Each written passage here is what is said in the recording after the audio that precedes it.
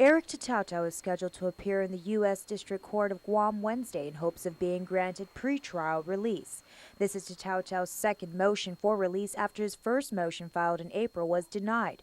Tedtaotao is now seeking release to a third-party custodian. However, according to court documents, the current third-party custodian has a spouse who has a prior arrest involving drugs on a plane. In response to Tedtaotao's motion for release, the U.S. Attorney's Office has filed an opposition vehemently opposing, claiming he is a danger to the community. As we reported, Tedtaotao, who has been detained since February, is asking to be released to a third-party custodian with conditions and electronic monitoring. He, along with his wife Macrina and Bertha Moore, are accused of smuggling into Guam large amounts of crystal methamphetamine from the Philippines.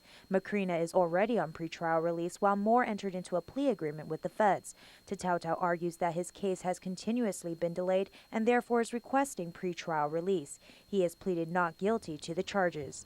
The U.S. Attorney's Office, however, believes Tedtaotao should remain in custody. According to their filings, he is an admitted large-scale methamphetamine dealer with a history of threatening cooperators. He allegedly sent threatening text messages to associate Bertha Moore and her boyfriend. Matter of fact, it's alleged he aided in the fleeing of Moore to the Philippines using another person's passport. The feds also alleged that Tedtaotao continued to engage in drug dealing even when he knew he was under federal investigation. Furthermore, while Tedtaotao had agreed to cooperate with law enforcement agents, he managed to be arrested twice within 1 week for drugs. Court documents also state that while on pretrial release for the two pending indictments in the Superior Court, Tedtaotao tested positive for the use of drugs.